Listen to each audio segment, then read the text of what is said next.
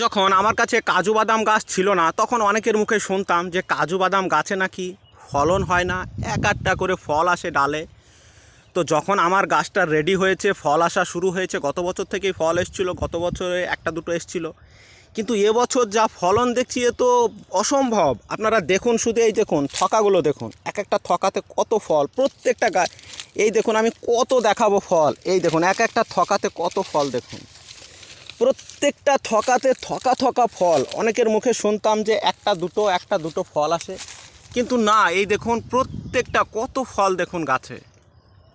সত্যি কাজু বাদাম গাছে যে এত ফল হতে পারে সেটা আমারও জানা ছিল না, আমি এই ফার্স্ট টাইম দেখলাম। এই দেখুন এত নিচুতে, এই দেখুন একদম নিচুতে, তো প্রত্যেকটা ডালে যেখানে আছে সেখানেই থকা থকা ফল। এই দেখুন প্রত্যেকটা ডালেই আছে থকা।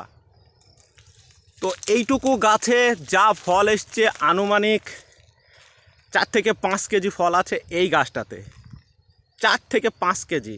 তো 1 কেজি কাজু বাদামের আনুমানিক মূল্য কত বলুন? তো এখন কাজু বাদাম সফলভাবে ব্যবসায়িকভাবে করা যেতে পারে, আমি এই গাছটাতেই তার উদাহরণ। একটা গাছ আছে আমার কাছে, আমি শখের বশে লাগিয়েছিলাম, তো এখন দেখছি এই গাছটাকে আমি আরও বাড়াবো, এর যা ফলন এসছে আমি আরও বাড়াবো।